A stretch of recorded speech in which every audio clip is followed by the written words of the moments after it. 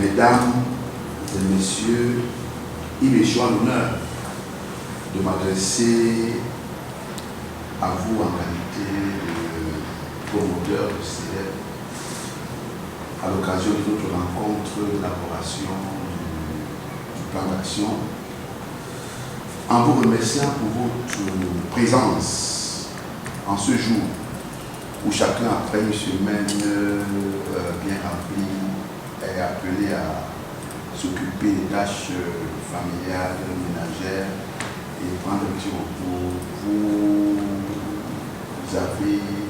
Vous êtes fait violence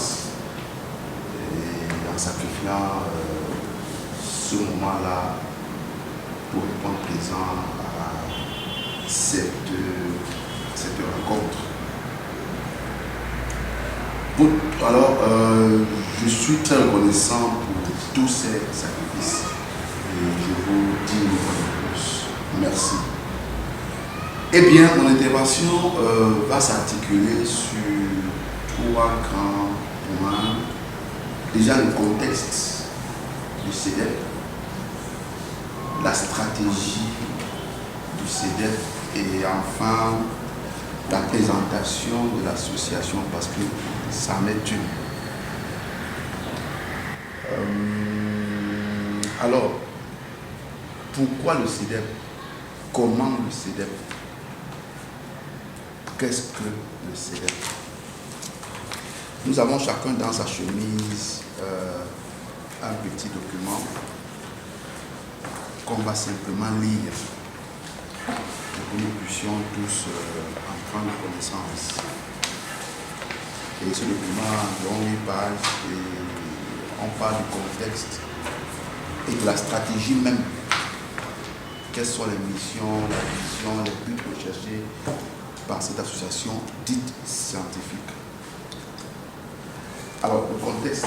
Les institutions politiques sont de nos jours la cible d'une rhétorique répulsive émanant des populations sans lesquelles leur existence n'est tributaire d'aucune légitimité.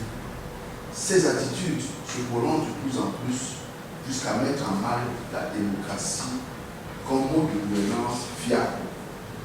Pourtant, tout nous fait croire que le peuple doit toujours demeurer au cœur de toute entreprise dans la cité, au cas où l'on cherche à atteindre ses objectifs. En effet, il est inconcevable que ceux qui représentent les citoyens puissent s'engager dans des initiatives sans ceux-là même pour lesquels ils sont censés travailler.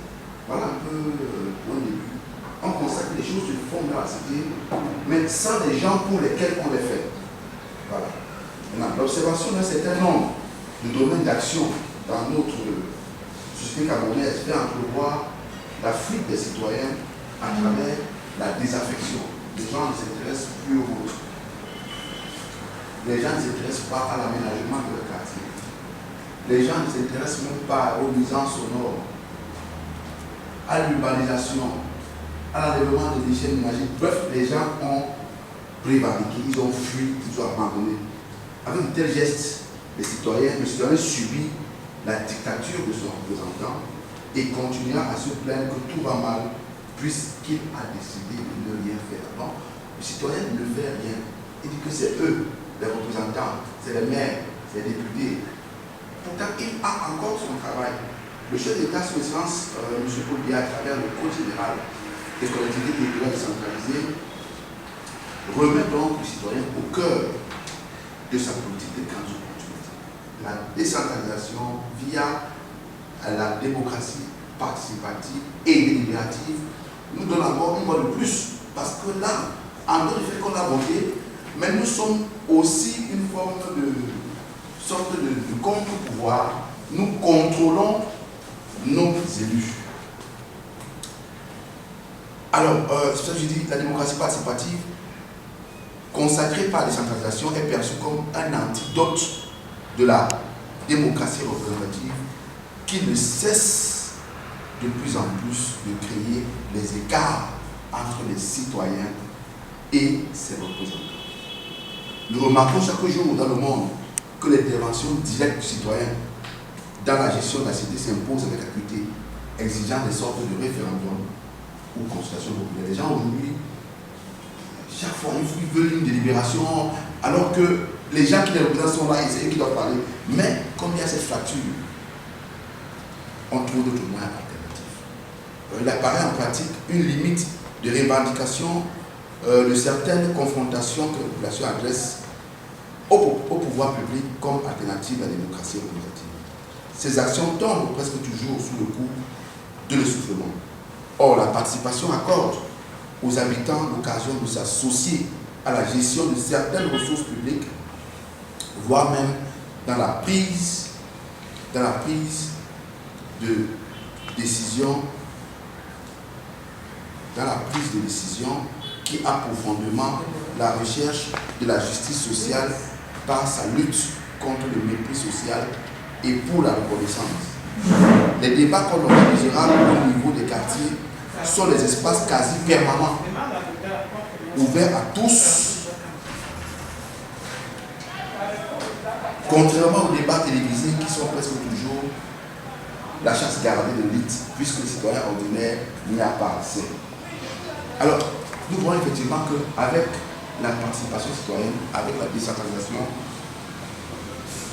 le citoyen a un mot de plus à dire. Il est visibilisé. On tient compte de lui.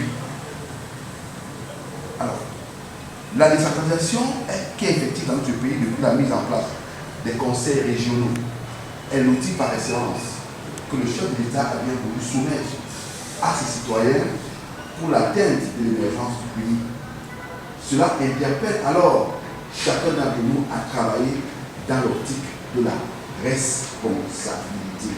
Il importe que chaque citoyen se sente individuellement engagé dans tout ce qu'il entreprend, en ayant toujours à l'esprit que c'est lui qui est mis en avant, par conséquent, devant répondre de ses faits et gestes.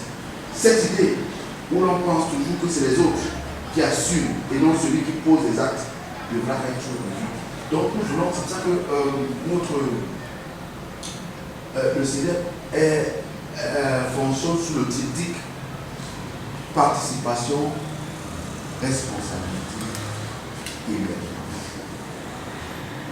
Pour qu'il y ait émergence, il faut la participation de tous les citoyens. Et le citoyen doit se sentir responsable des actes qu'il pose au quotidien. Si je jette un morceau de papier au sol, je dois savoir que je suis en train de salir mon quartier. Si je fais du bruit dans ma maison, si je ne prends pas le temps pour éduquer mes enfants, je dois savoir que la conséquence sera que cet enfant sera un délinquant et il va déranger la bonne marche du quartier. Ce sera peut-être un agresseur demain. Donc la responsabilité citoyenne est prise au premier plan. Alors, le moment est venu de faire un geste, chacun à son niveau, afin de redonner espoir à notre jeunesse qui ne pense qu'à s'expatrier, surtout parce qu'ils ne peuvent connaître la réalité vécue par tous ceux qui ont foulé le sol de l'Occident. Moi, j'ai souvent dit qu'au Cameroun, quand quelqu'un sait pousser au ballon,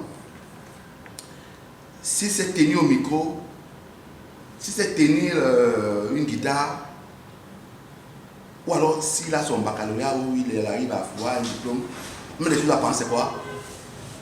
C'est parti. C'est ça le constat triste du Cameroun aujourd'hui. Pour peu qu'on ait une petite qualité quelque part, une qualification, on pense qu'il faut partir. Conséquence, qui restera chez nous? C'est ceux qui n'ont pas ces qualités-là. Donc c'est les feignants qui sont au Cameroun. D'un, de deux, c'est ceux qui n'ont personne qui peut les appeler, donc qui n'ont pas de moyens.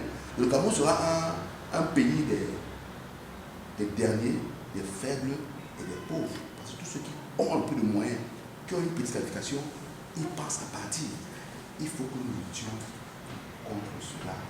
Les pays qui étaient moins que nous, les Camerounais sont prêts à aller même au Gabon, aller même en Guinée-Portugal, aller même au Sénégal, n'importe où. Et ils savent qu'il y a le bonheur partout ailleurs qu'au Cameroun. C'est triste. Nous devons lutter contre ça. Alors, le CEDEP, le Centre d'études spécialisé en décentralisation et évaluation des politiques, a été justement conçu pour mettre son pied à l'étrier en vue de disposer d'une part auprès des sectoriels c'est-à-dire le gouvernement, et les élus locaux, conseillers municipaux.